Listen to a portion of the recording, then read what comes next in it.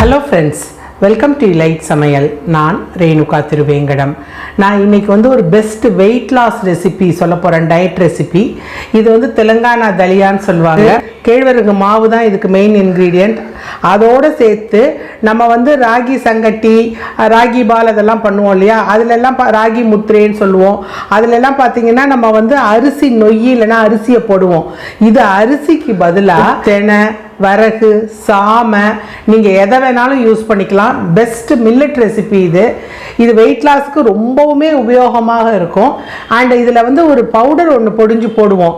அந்த பவுடர் தான் இதோட ஃப்ளேவரை தூக்கி கொடுக்கறது. இதுக்கு காரம் அப்படின்னு சொன்னால் ஃப்ளேவருக்காக ஒன்று இல்லைன்னா 2 க்ரீன் சில்லி போடுவோம். மிளகு போட்டுக்கலாம், போடாமையும் விட்டுடலாம். மிளகு டேஸ்ட் வேண்டாம் அப்படின்னு சொன்னால். இதுக்கு சைட் டிஷ்ன்னு தனியாக எதுவுமே வேண்டாம், வெங்காய தயிர் பச்சடி போதும். அப்படி இல்லை அப்படின்னு சொன்னால் நம்ம எப்பொழுதும் நம்ம வீட்டில் இருக்கிற சாம்பார், வத்த குழம்பு, கூட்டு எதோட வேணாலும் இது நல்லா இருக்கும். செய்யறதும் ரொம்ப ஈஸி. நீங்க மில்லட்டை கொஞ்சம் குறைவா போட்டுக்கோங்க.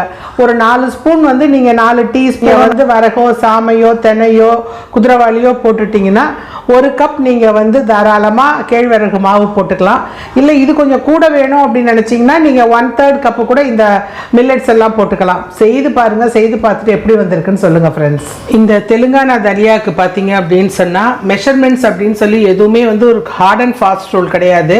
நான் இந்த கப்பில் 1 கப் ராகி மாவு எடுத்திருக்கேன், கேழ்வரகு மாவு. அதில் 1/3 கப் நான் சாமை எடுத்திருக்கிறேன்.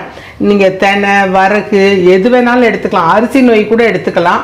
பட் அரிசி நொய் எடுத்தால் கொஞ்சம் அந்த ராகி பால் பண்ணோம்ல, அந்த டேஸ்ட் வந்துடும். இதுக்கு ஒரு கைப்பிடி ஃபுல்லாக அரைக்கீரை எடுத்திருக்கேன். முளைக்கீரை, பசலைக்கீரை எதுவுமே இல்லைன்னா முருங்கைக்கீரை கூட நீங்கள் போட்டுக்கலாம்.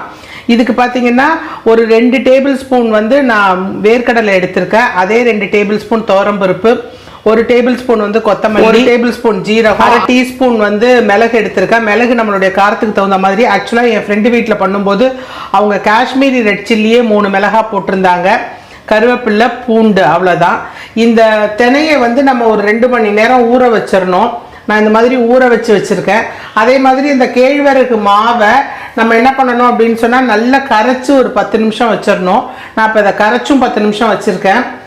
இப்போ நம்ம இதை எப்படி பண்ணுறதுன்னு பார்க்கலாம். இதுக்கு பெஸ்ட் சைட் டிஷ் அப்படின்னு பார்த்தீங்கன்னா நம்ம வேறு எதுவுமே பண்ண வேண்டாம். ஒரு வெங்காயம் வெட்டி வச்சுக்கோங்க. அதில் ஒரு 1/4 டீஸ்பூன் ஜீரக பவுடர் போட்டுக்கோங்க. தேவையான அளவு உப்பு போட்டுடுங்க.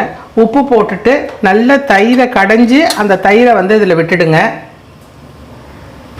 இதுதான் இதுக்கு பெஸ்ட்டு சைட் டிஷ். முதல்ல ட்ரை ரோஸ்ட் பண்ணிவிடுவோம். கடலையை முதல்ல வறுத்து எடுத்துப்போம். கொஞ்சம் சிம்மில் வச்சே வறுத்துக்கோங்க. நல்ல ஒரு அரோமா வந்துருச்சு. கடலையும் நல்ல நிறம் மாறிடுச்சு பாருங்கள், அப்படியே செவந்து வருது. இந்த டைமில் நம்ம இதை இறக்கிடலாம். இப்போ அடுப்பை சிம்மில் வச்சுக்கோங்க. துவரம்பருப்பு போட்டுடுங்க. கொஞ்சம் அடுப்பை தூக்கிக்கலாம். துவரம்பருப்பு ஒரு பாதி வறுப்பட்ட உடனே கொத்தமல்லி போட்டுடுங்க, ஜீரகம் போட்டுடுங்க, மிளகு உங்களுக்கு வேணும்னா போடுங்க, இல்லைன்னா விட்டுடுங்க. இப்போ இதெல்லாம் கொஞ்சம் நல்ல நிறம் மாறி வரட்டும். இதோடு சேர்ந்து ஒரு 6 பல்லு பூண்டு போட்டுடுங்க. கருவேப்பிலையும் போட்டுடுங்க. துவரம்பருப்பு நிறம் மாறிடுச்சு, ஜீரகம்லாம் வெடிச்சிருச்சு பாருங்கள். நல்ல ஒரு வாசனை வருது. இந்த டைமில் இதை இறக்கி நல்லா ஆற வச்சுட்டு நம்ம வேர்க்கடலை வச்சு வறுத்து வச்சுருக்கோம் இல்லையா, அதையும் தோலை எடுத்துட்டு நல்லா மிக்சியில் ஆறுனதுக்கப்புறம் பொடிஞ்சிக்கிட்டு வந்துடுங்க. இப்போ நம்ம முதல்ல சாமையை வேக வச்சுப்போம். தண்ணி நல்லா கொதித்து வரும்போது 1 ஸ்பூன் ஜீரகம் போட்டுடுங்க. இதோடு சேர்த்து காரத்துக்கு நம்ம ஒரு 2 மிளகாய் போட்டுக்கலாம். இந்த மிளகாய் வேண்டான்னா நம்ம விட்டுடலாம். தண்ணி கொதிச்சிருச்சு பாருங்கள். இதோடு நம்ம ஊற வச்சுருக்கிற இந்த சாமையை போட்டுடலாம். இது வேகிறதுக்கு கொஞ்சம் ஒரு 3லேருந்து 5 நிமிஷம் ஆகும். மூடி போட்டு அடுப்பில் மீடியம் ஃப்ளேமில் வச்சுருங்க. இது நல்லா வெந்துடுச்சு. இது ஒரு 5 நிமிஷமாவது ஆகும், குறைஞ்ச வேக வச்சுருங்க. இப்போ நம்ம அலசி வச்சுருக்கிற கீரையை போட்டுடலாம். நல்லா வேகட்டும். கீரை நல்லா வெந்துடுச்சு பாருங்கள்.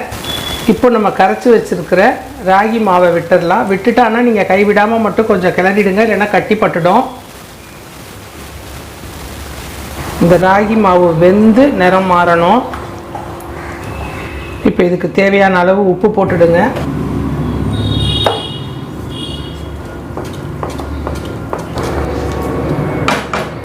இது நல்லா புழுங்கி வேவறதுக்காக அப்படி மூடி போட்டு வைங்க கொஞ்சம் நேரம். நல்லா சேர்ந்து வந்துருச்சு பாருங்கள். கொஞ்சம் குழ குழன்னு இருக்கிற மாதிரி தான் இருக்கும். இந்த டைமில் நம்ம பொடிஞ்சு வச்சுருக்கோம் இல்லையா மிக்சியில், அந்த பொடியை இதில் சேர்த்துருங்க. இந்த பொடி தான் இதுக்கு வந்து ஒரு ஃப்ளேவரை கொடுக்கும்.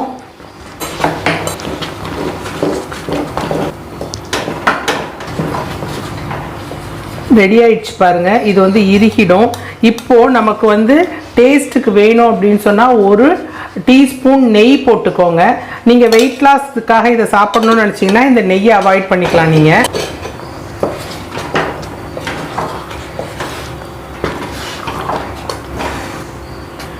இப்போ இந்த வந்து ஃப்ளேவரை என்ஹான்ஸ் பண்ணுறதுக்காக ஒரு கொஞ்சமாக நீங்கள் வந்து லெமன் புழிஞ்சு விட்டுக்கோங்க. நான் வந்து ஒரு 1/4 மூடி லெமன் புழிஞ்சுக்கிறேன். அவ்வளோதான், அடுப்பையும் அணைச்சிட்டேன். இது கொஞ்சம் நேரத்தில் இந்த தெலங்கானா தலியாவோட நம்ம ஏற்கனவே வெங்காயம், ஜீரக பவுடர், உப்பு சேர்த்து தயிர் பச்சடி வச்சுருக்கோம் இல்லையா, இதுதான் இதுக்கு வந்து அருமையான காம்பினேஷன். இதோட வச்சு சாப்பிட்டு பாருங்கள். இது ரொம்ப டேஸ்ட் அவ்வளோ நல்லாயிருக்கும். பெஸ்ட்டு பிரேக்ஃபாஸ்ட் ரெசிபி இது. லஞ்சுக்கு கூட நீங்கள் சாப்பிடலாம். இது நான் ஏற்கனவே வந்து ராகி பால் எப்படி பண்ணுறது அப்படின்னு சொல்லி நான் உங்களுக்கு ஒரு வீடியோ செய்து காண்பிச்சிருக்கேன். அதில் நம்ம வந்து அரிசியை உபயோகப்படுத்தியிருப்போம். இது வெயிட் லாஸுங்கிறதுனால அரிசிக்கு பதிலாக நம்ம வந்து மில்லட்ஸ் யூஸ் பண்ணி நம்ம பண்ணுறோம். டேஸ்ட் அவ்வளோ அருமையாக இருக்கும். செய்து பாருங்கள். செய்து பார்த்துட்டு எப்படி வந்திருக்குன்னு கண்டிப்பாக எனக்கு கமெண்ட் பாக்ஸில் சொல்லுங்கள் ஃப்ரெண்ட்ஸ்.